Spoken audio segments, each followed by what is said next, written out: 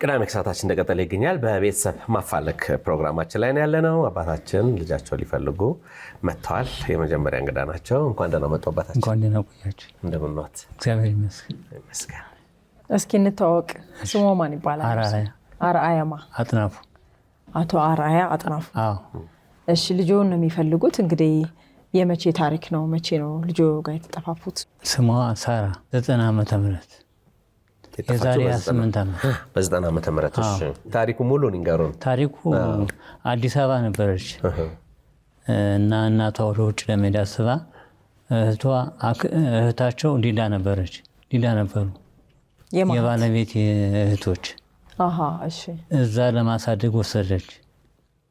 እርሶ ከባለቤቱ ጋር ከልጆ ጋር አንድ ላይ አይኖሩም ነበር? አብረን ነበር። እሺ። ወደ ውጭ ለመሄድ ተመካከርን። ወደ ውጭ ለመሄድ አስባ ዲላ ሄደች ይዛት። 1 ዓመት ከቆየች በኋላ እናቷ ሞተች። እሷ ሆነች ልጅቷ እና አክስቶቿ ጋር። አዎ። በመሀል እየደወልኩ እንገናኝ ነበር። መጨረሻ ላይ እነሱ እንድንገናኝ ስላልፈለጉ ተቋረጠ በቃ። እና ተገናኝተን አናውቅም 28 ዓመታችን። ቤታቸውን አያውቁትም? ለቅሶ ሄጄ ነበር። እዛው ነው ባለቤቴም የተቀበረችው። ግን ሄድኩኝ ረስቼዋለሁ። አሁን ቆይቷል፣ አላውቀውም። የአክስቶቿ የባለቤቱ የልጆ እናት አክስቶች ስማቸው ማን ማን ይባላል? የአንደኛዋን አውቀዋለሁ። እሺ። ባንቻየሁ። እሺ። አንደኛዋን አላውቀውም። ወንድሞቹ አሉ። እሺ። ማን ይባላል? ገዛኸኝ አየለ። የአባታቸው ስም ከና አባታቸው ስም ይንገሩ። ገዛኸኝ ደበሌ። እሺ። አየለ ደበሌ። እሺ። ነዋሪነታቸው አዲስ አበባ ነው። አትገናኙ? አንገናኝ። የባለቤቱ ስም ማን ይባላል? የልጆ አዳነች። አዳነች ማለት አዳነች ደበላ። የልጆ ስም ማን ነበር? ሳራ አርአያ። ሳራ አርአያ። ዲላ። ለልጆ የሚያስተላልፍ የሚፈልጉት መልእክት ካለ ለሳራ ማስተላልፈው እነሱ ፈቃደኛ ባይሆኑም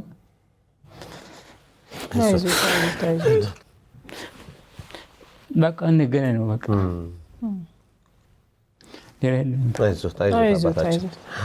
አይዞት፣ አምላክ ቸር ነው፣ ይሳካሎታል።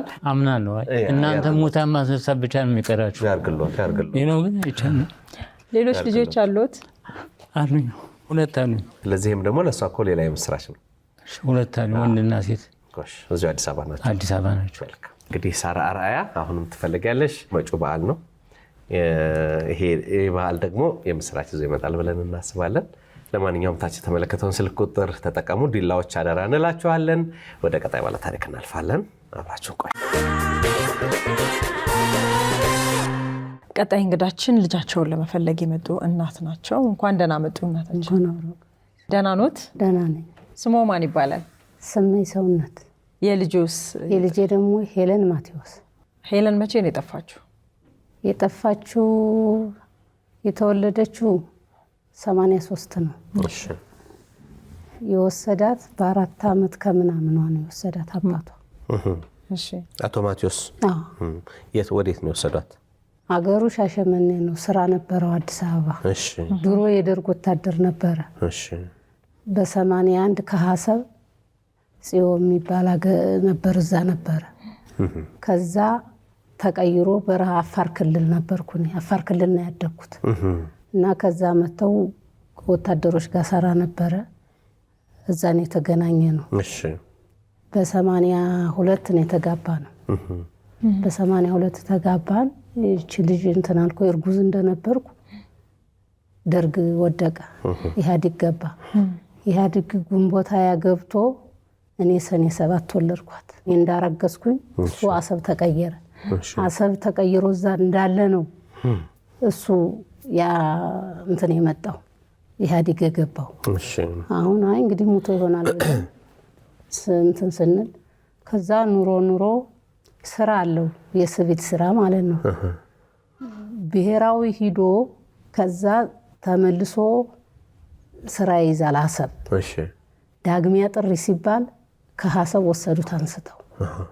ያንን አንስተው ወስደውት ነው ከዛ ደግሞ ተመልሶ መጥቶ እኔ ጋር የተገናኘ ነው። ከዛ ሁላ ጉድ እንትን ሲል ያው ደርግ ሲወርቅ ለቀምት የሚባል በዛ ዙረው ለቀምት የሚባል ሀገር እዛ ሄጄ ታድሶ ተማርኩ ብሎኛል። ታድሶ ወስዶ ወረቀት ተሰጥቶት ስራው እንዲገባ ስራውን ጀምሮ አዲስ አበባ ስምሪት ክፍል ጭማድ መስሪያ ቤት ይባላል። ከዛ ስራውን ጀምሮ እኛ ጋር መጣ ዱፍቲ አፋር ክልል ማለት ነው። ከዛ መጣ እኔ አራስ ነበርኩኝ መጣ። ከዛ አይ እኔ አሁን አዲስ አበባ ቤት ውድ ነው፣ አሁን እናንተን አልወስዳችሁም፣ ስዘጋጅ ቤት ሳገኝ ምን ብዬ ተዘጋጅቼ ወስዳችኋለሁ፣ እናንተ እዚሁ ከለመዳችሁ ጠብቁ ሲለኝ እሺ አልኩት። ከዛ እሱም ወደ አዲስ አበባ ወደ ስራው መጣ። ወዴት ነው አባቷ ሄለንን? አዲስ አበባ መቼ ማናመጣት በሚባለው ደብዳቤ ጻፈለት ለጭማድ መስሪያ ቤት፣ ለነሱ መስሪያ ቤት መኪና ላከው። ሲልከው ያን ደብዳቤ ለምን እንደዚህ አድርገ ልጅቱን እንደዚህ ታርጋታለህ፣ ካልመጣህ በፖሊስ ነው እንትን ምናምን ሲለው ከዛ ፈርቶ በዛው በነሱ መኪና በመስሪያ ቤት መኪና በበነገታው ፖስታው እንደደረሰው ወደው መጣ። ከዛ መጣ ልጄን ወስዳለሁ አለ። እኔ ምንድነው ልብ የሚገኘው በ40 ዓመት ገንዘብ የሚገኘው በ20 ዓመት ነው ሰውላ ልጄን ይዤ ለካም ስራ ሰው ቤት ተገብቶ ይሰራል አላወኩም። እሱ የተማረ ስለሆነ እንድትማር ልብዬ ያንና ያሰብኩት። ከዛ በኋላ አልተገናኛችሁም? ወሬ ሳልሰሙም በቃ ሰውም እንደዚህ ያገኘ ነው ምናምን ይላሉ። ይላሉ። አዲስ አበባ ናቸው ግን አዲስ አበባ ቆይቷል ስራው ላይ ማለት ነው። እኔ ልጅቱን በወስዳትም አዳሪ ትምህርት ቤት ነው ማስገባት እድሜዋን ቀንሼ ብሎኛል። ከዛ በቃ እሷን ከወሰደ በኋላ ከዛ በኋላ ወሬ የለም። መስሪያ ቤት ደግሞ ሰዎች ደው ሲያጠያይቁልኝ ማለት ነው ለኔ ብለው ሲያጠያይቁ መስሪያ ቤቱ ይሄ በከልቻ ይሄ ሸበሌ ወይራ የሚባል መስሪያ ቤቶች አሉ የጭማድ በየቦታው ተበታትነዋል። ከዛ ሄደው ናዝሪት ማቴዎስ የሚባል አለ ሲሉት ሂዶ ሲጠይቅ ሌላ ነው። አሁን እንዴ ማቴዎስ አባቱ ስማን ነው ማቴዎስ መና ይባላል። ማቴዎስ መና አሁን ከዛ እንደዚህ ሲለው ያን ሰውዬ ሲጠይቀው እሱ እኮ ስራውን ለቆ አገሩ ገብቷል አለ። እና እንግዲህ እግዚአብሔር ካረከ ከዛ በኋላ ወለዱ አገቡ ወለዱ። ሁለት ወልጅ እሷ ናት ይዛኝ የመጣኝ። ጎሽ እንግዲህ ተፈላጊው እህታችን አንቺም አባትሽም ይሄን ታሪክ ያው በደንብ ስለሚያውቁ ቤተሰቦች በሙሉ ሻሸመኔ አካባቢ እንዲሁም ምናልባትም ሌላም ቦታ ከሆናችሁ ሙሉ ታሪክ ስለሆነ ፎቶግራፍም ስላለ እናትሽ ይፈልጉሻል አለሁ እዚህ ነኝ ብለሽ መልእክት እንድታኖሪልን አደራ እንላለን። ቤተሰቦች ደግሞ በተለይ በአባት ወገን ያላችሁ ቤተሰቦች ይሄ ነገር ተሳክቶ አብረን ደስታችን እንድንደሰት አስፈላጊውን ድጋፍ እንድታደርጉልን አደራ እንላለን። አምላክ ይርዳው። ወደ ቀጣይ ባለ ታሪክ እናልፋለን። አብራችሁን ቆዩ። ቀጣዩ እንግዳችን ባለቤታቸውን ሊፈልጉ ነው የመጡት ከዚሁ ከአዲስ አበባ። እንኳን ደህና መጡ። እንኳን በደህና ቆያችሁ። ማን እንበል? እኔ አስናቁ ታደሰ እባላለሁ። የሚፈልጉት ማናቸው? ክንፈ ፍቅሬ። መልካም። በትዳር አብራችሁ ቆይታችኋል ወይስ? በትዳር አብረን ቆይተናል። እሺ። እና ስንኖር የነበረ መጀመሪያ ለቀምት ከተማ ነው። እሺ። ከለቀምት ከተማ ደግሞ እኔ ሳረግዝ 9 ወር ስገባ ወደ እናቴ ልወልድ ወደ አዲስ አበባ መጣሁ። እዛን እኔ ወልጄ በወለድኩ በ12 ቀን እናቴ ላይ ጥዬ ወደሱ ተመለስኩኝ። በ12 ቀን? እሺ። ጥሩ ስላልነበርኩኝ አቤት ውስጥ የግል ጉዳይ ራስ። ከዛን እኔ ወደሱ ተመለስኩ። ከዛን ስራ ጀመር። በሄድኩ ደግሞ በወሬ ተመልሼ ደግሞ ልጁን ወሰድኩ ከእናቴ ላይ። እሷ ጋር ደግሞ ደውሎ ልጅሽ በጠና ታማለች ለቀምት ላይ ልጅ ይዛ ብሎ ነገሯት። ሲነግሯት እናቴ ደግሞ አካባቢን ጠይቃ ለቀምት ከተማ መጣች። በወሰድኩ በወሬ ማለት ስትመጣ እኔ ልጁ አንቺ ጋር አይቀመጥም እኔ ልጁን ይዤ እሄዳለሁ ብላ ለቀምት ከተማ መጣ። ልጁን ይዛ ወደ አዲስ አበባ ተመለሰች። ከዛ ስትመለስ እኔ እና እሱ ደግሞ በቃ ተባራሪ ስራ ስለምንሰራ አንድ በየነ የሚባል አለ ያገሩ ልጅ ሆቴልና ምግብ ቤት አለው። ከዛ እኔም እዛ ምግብ ቤት እየሰራው እሱም ደግሞ በቃ ስራ ለወንድለት ሳለ ጠጅ ቤት ማስተንግዶ ገባ።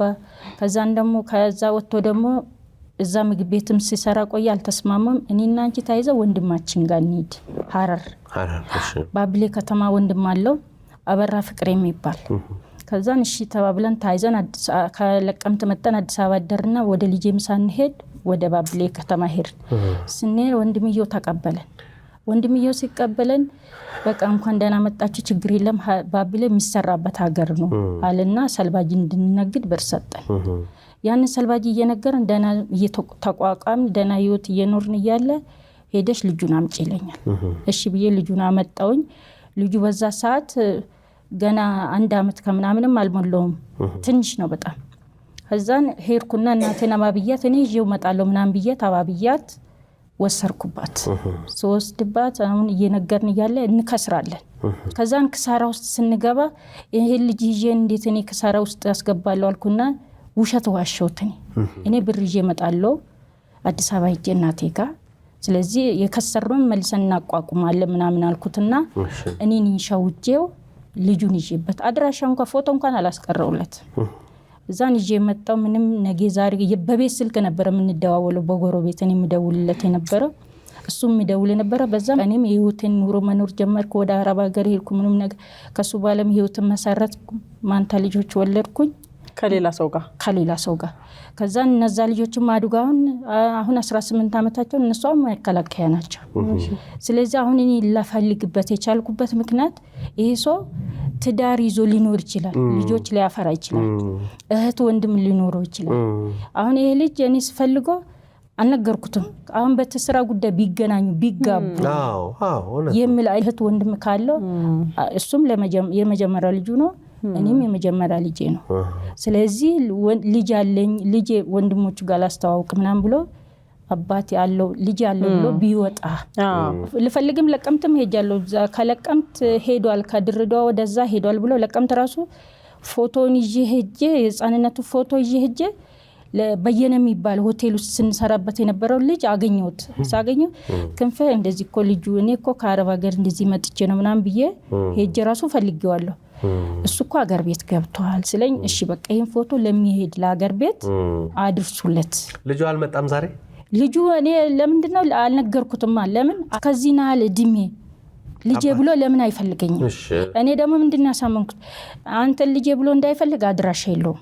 እሺ እኔ ግን እፈልጋለሁ ስል ብዬ ከዚህ በፊት እንነገርኩት። አሁን እኔ አልነገርኩትም፣ እሱ ስራ ነው ሲገኝ እኔ ማቅረቢያ አይቀርም። አቶ ክንፈ ፍቅሬ እንግዲህ ከረጅም ዓመታት በፊት ከልጁ እናት ጋር እንደተለያየ ነው የነገረችን። ስለዚህ ልጅም አባቱን እየፈለገ ነው።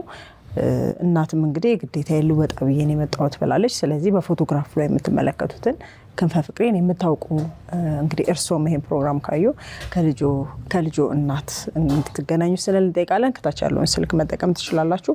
መልካም እድል ይሆናልሽ። ወደ ቀጣይ ባለ ታሪኮች እናልፋለን። አብራችሁ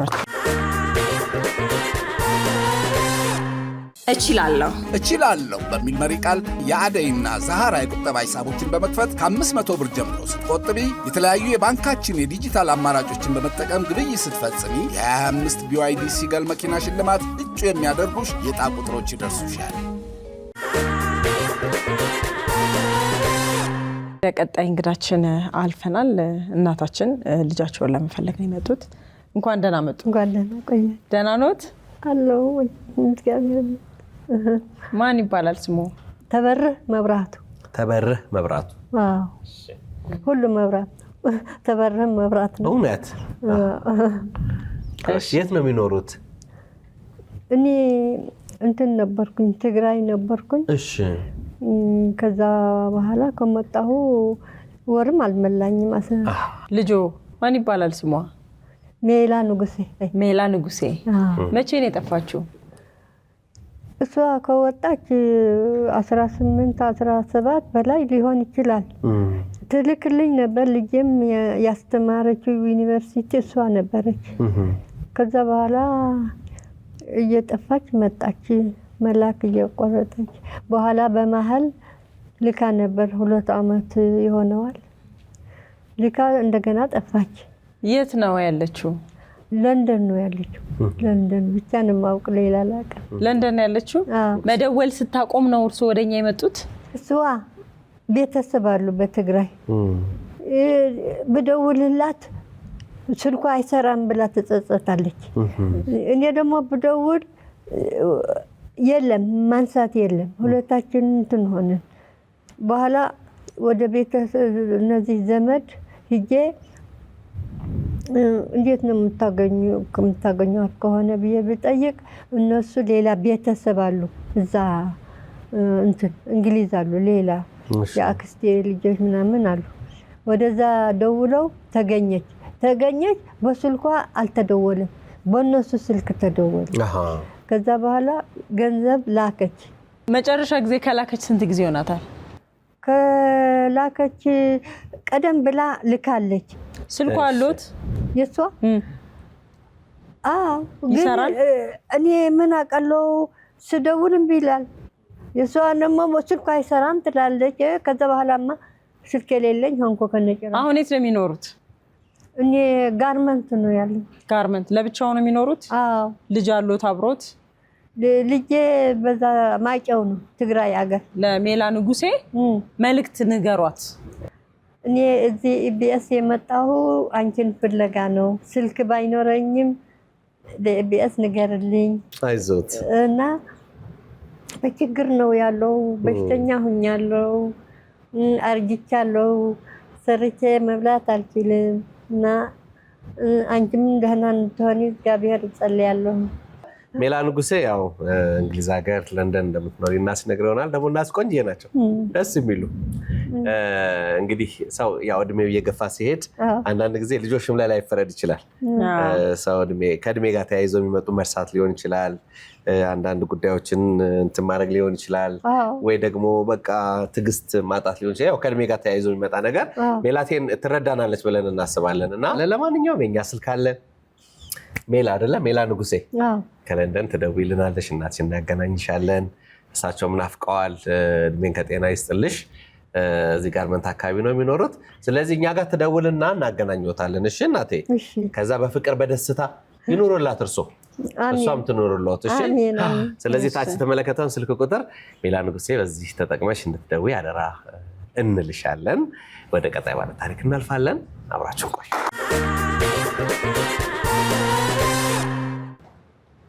ለዕለቱ ወደ መጨረሻ ወደ ሆኑት እንግዳችን አልፈናል ልጃቸውን ለመፈለግ ነው የመጡት እንኳን ደህና መጡ እንኳን ደህና ቆየሽኝ ስሞት እንታወቅ ስሜ ደስታ ግዛው ነው ተፈላጊዋ ልጄ ናት እሺ ልጄ ህይወት ገብረ መስቀል ገብረ ጻዲቅ ትባላለች በ83 ዓመተ ምህረት ከኤርትራ ጦርነት ነው የጠፋችብኝ ማለት ነው የ3 ዓመት ከ6 ወር ልጅ ናት እኔ በተደጋጋሚ በጣም ብዙ ቦታ ፈልጊያታለሁ እሺ ቀይ መስቀል ታስመዝግቤያለሁ ዩኤን ከኔ ጋር በመዞር ብዙ ቦታዎችን ፈልጓል አፋልጎኛል ላገኛት አልቻልኩኝም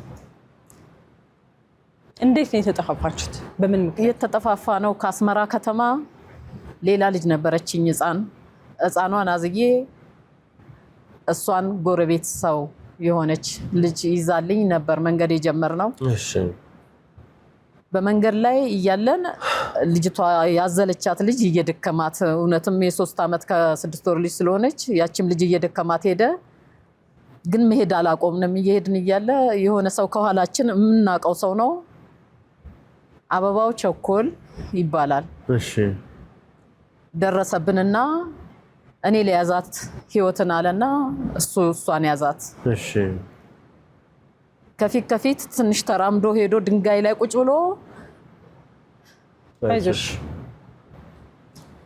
የሚበላ ምግብ ሰጣትና ቁጭ ብላ ስትበላ ደረስንባቸው እሺ እንዳይርባብኝ ምግብ እያበላዋት ነው አለኝና ጥለው ተነሱ እነሱ አሁንም የወንድ እርምጃ ስለሆነ እሱ በጣም ተራመደ ከፊታችን ሆኖ ዞራ ቻው ማያለች ደስትዬ ቻው አለች አይው ደረስኩብሽ እየሮጥኩ ነው አልኩና እየሮጥኩ ሄድኩኝ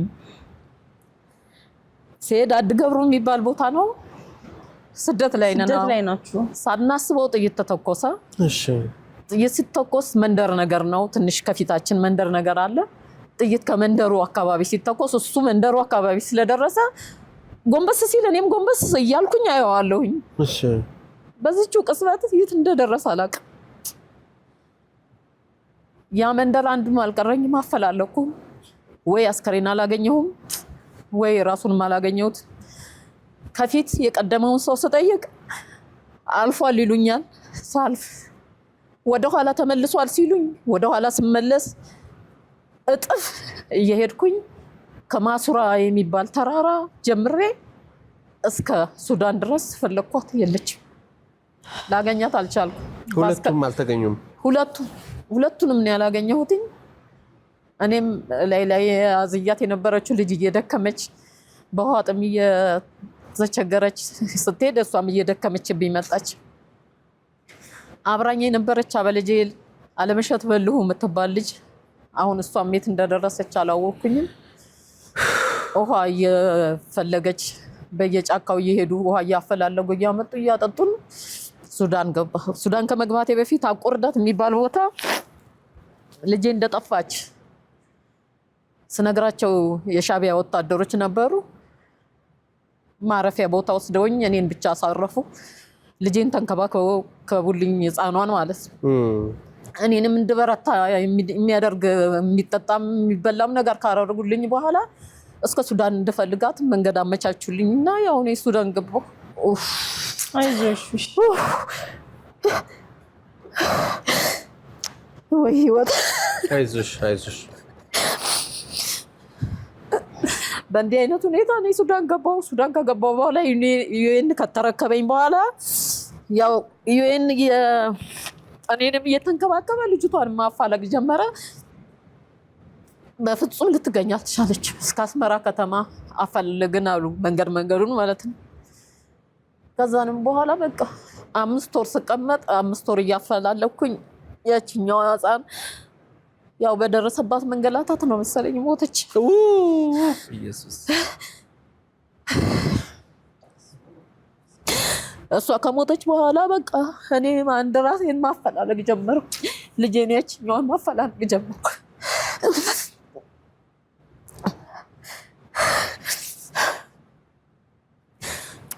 ዳግም ስደት በሚባል የሚሰደዱ ነበሩና እነሱ ደግሞ ያገኟታል ብዬ በቃ ለድጋሚ እየተሰደዱ በሄዱ ቁጥር ፈልጓት ውሰዷት ብዬ የአዲስ አበባ አድራሻዬን የሰጠው ማንም ሊያገኛት አልቻለም። ከ5 ወር ቆይታ በኋላ አዲስ አበባ ገባሁ። አዲስ አበባ ቀይ መስቀል አስመዘገብኩ። አይዞሽ እዚህም ያለው ሲረከበን የነበረው ከሱዳን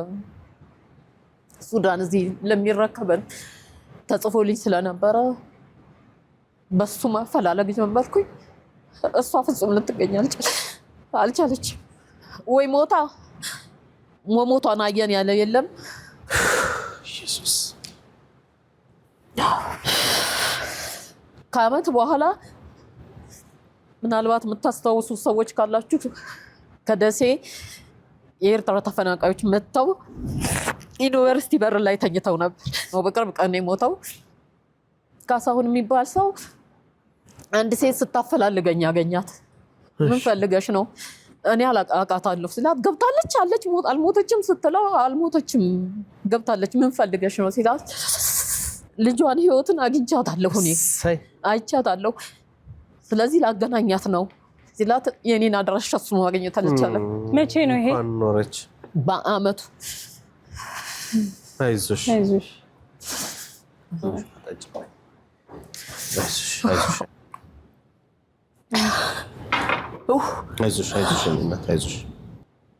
ሀሜት ነዋይ ትባላለች። ሀሜት ነዋይ ነው ስሟ። አብረን ከረን አስመራ ድረስ ስደቱ ላይ ብቻ ነው ያልተገናኘ ነው። ማቃት ሴት ናት። የሞተች መስሎኝ ነው እንጂ ሽሬ ላይ ህፃኗን አይቻለሁ ብላ ተናገረች። አይዞሽ እንኳን ስራ ይሰማሽ ምንም ቢሆንሽ። ከዛ ሀሜትን ማፈላለግ ሆነ የኔ ስራ። ከ15 ቀን ነው ምናምን በኋላ ነው ሰው ቢሆን ያገኘሁት። እምቢ አለኝ። አይዞሽ ከኔና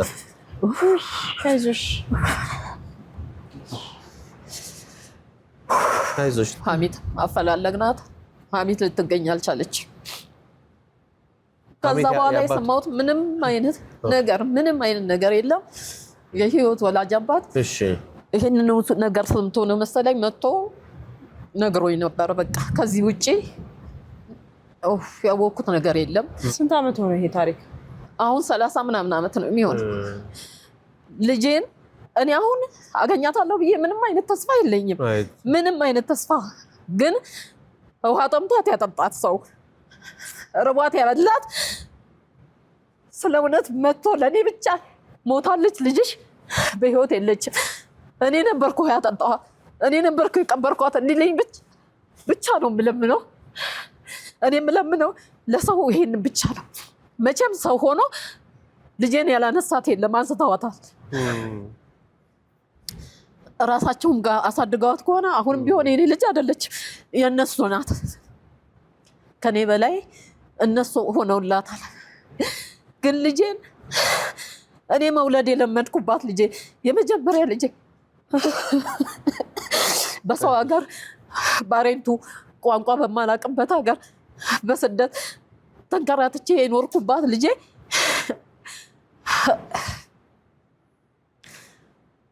መጨረሻውን ብቻ የሚነግረኝ ሰው ነው የምለምነው። በኢትዮጵያ ሕዝብ ስምም በኤርትራም እውነት በኤርትራም ሕዝብ ስም የምለምነው ልጄ እውነት የት ናት? ልጄ እውነት አልጣልኩሽም።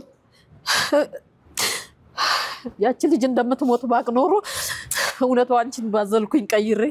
መጀመሪያም ደግሞ እኔ ነኝ እናቷ አትደክመኝም፣ አምጧት እኔ ይችን ልበል ያችኛዋን ያዙልኝ ብዬ ነበር። ያችኛዋን የሚይዛት ጠፋ። ለምን አለቀሰችባቸው እናቴም ብላ። ያቺ ግን ከሰው ተግባቢ ናት። ህይወትዬ መቼም አረሳሽ የኔ ህይወት፣ መቼም የእግር እሳቴ ናት። ህይወትን ያየ የሰማ ያገኛት ወይ ደግሞ መጨረሻውን ያየ። እባካችሁ አበባው ቸኮል የወሎ የማነው የጎጃም ሰው ነው። የት ጋር እንደጠፋችበት ቢነግረኝ። ሰዎች ብለዋል ጫካ ስፈልጋት አጠገቡ አንድ ህፃን ቁጭ ብላ የምታለቅስ ህፃን፣ ሰውየው የሞተ ያህል ራሱን ስቶ ነበር ብለውኛል። አሁን በሱም እኔ አልፈርድም። ለምን ብዙን ሞት አይቼ መጥቻለሁ። ብዙን ነገር ያየሁ ሰው ነኝ።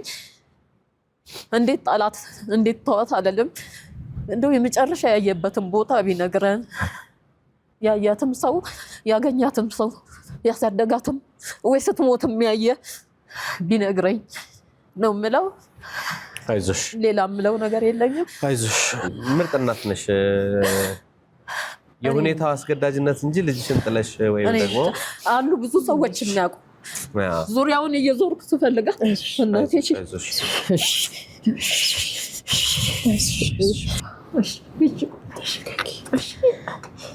ወይኔ ብላ ዛሬ ነው የምትነፍሰው ሳለቅስ። አሁን የወለድኳቸው ልጆች አያስለቅሶኝም። እናንተ ጋር እየተመለከትኩ በቴሌቪዥን እናንተ ጋር ሳለቅስ ጀመረች እንግዲህ ብለው ይዘጉብኛል። እዚህ ተነፈስኩኝ።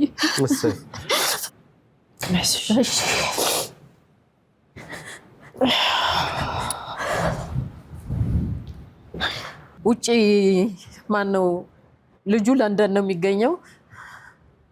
ወዲ ሻምበል ይባላል። እንዲያፋልጉኝ ለብዙ ውጭ ሀገር ለሚገኙ ሰዎች እንትን ብሎልኝ ነበር፣ አነጋግሮልኝ ነበር። ሌሎች ልጆች ወለድሽ? አዎ። ስንት አደረሽ? አሉኝ ሁለት ልጆች። አንድ ሰው ለልጄ ደውሎላት ነበር። ለህይወት ገብረ መስቀል፣ እኔ ወንድም ነኝ። በአባት ወገን እኔ የለሁም በዛ ወቅት። ያው ወጣቶች ትንንሽ ልጆች ናቸው። በፌስቡክ መሰለኝ የተገናኙት። እሺ፣ ማን ይባላል ስሙ? ኧረ ስሙን ጠይቀሻለሁ ብላት ምንም ብላት አንቺ እኔ ፖስት ባረኩት አፋልጉኝ ነው እሱ ኮሜንት የሰጠበት እና ይሄን ኮሜንት እኔ ላይ ሰጣ ብላ ነገረች። አድራሻው ምንም የለም ግን አዲስ አበባ ከተማ እንደሚኖሩ አቀል ምንድነው እንግዲህ በዚህ በአፋላጊ ፕሮግራማችን ብዙ ታሪኮች እንሰማለን። በጣም ልብ የሚነኩ ታሪኮች አሉ። ምናልባት ያንቺ ደግሞ እጅግ በጣም ልብ ከሚነኩት አንዱ ነው። ሰፊ የአየር ሰዓትም የሰጠንሽ በዚያ ምክንያት ነው።